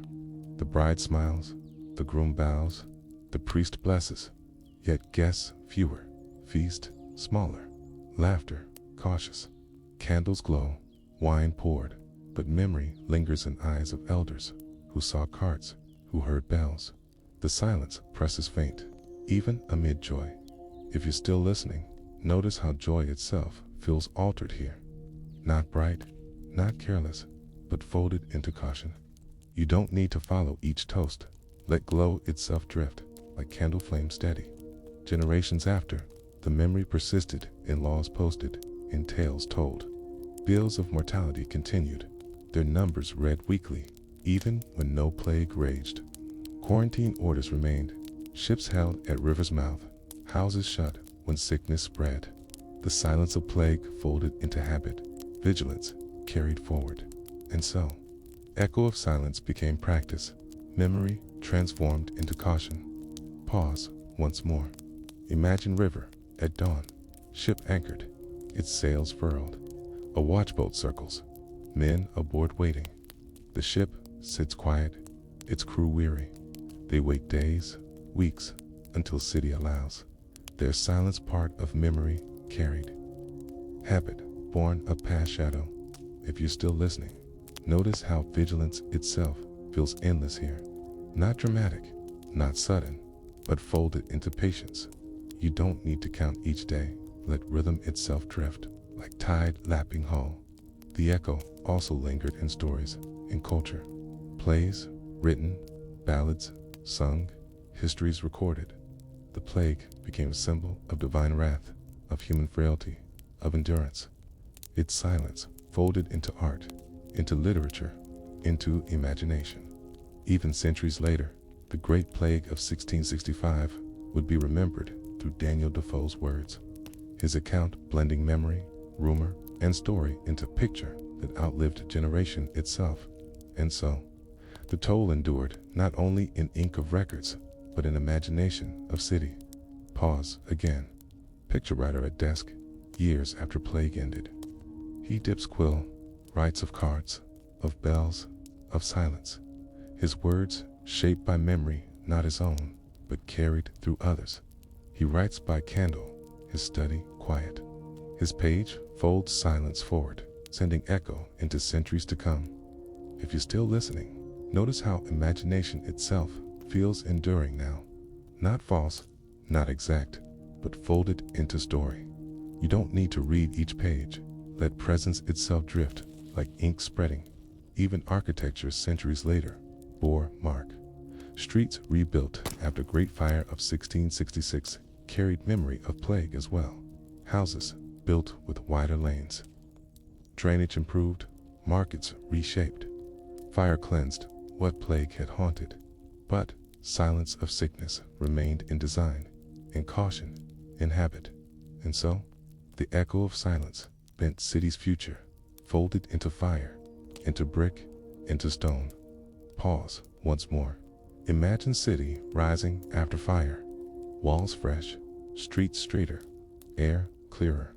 Yet beneath, memory lingers of carts rolling, bells tolling, silence pressing. The new city brighter, but still carrying shadow of old. The silence folded into stones, unseen but present. If you're still listening, notice how continuity itself feels soft here. Not broken, not erased, but folded into renewal. You don't need to picture each wall. Let rhythm itself drift, like sun on brick. The long echo of plague was not loud, but it endured. In laws, in customs, in houses, in stories, in minds. London grew, laughed, celebrated, forgot. Yet beneath, silence remained, folded into rhythm of life, pressing always, shaping always. The city after plague was never the same as before, because silence, once so heavy, could not truly vanish. It could only change shape, folded into generations after. And you are left with reflection, drifting softly, like shadow along river at dusk. Did those who rebuilt London believe they had left silence behind? Or did they know that silence lingers always, folded into stones, into songs, into memory, echoing long after bells fall still?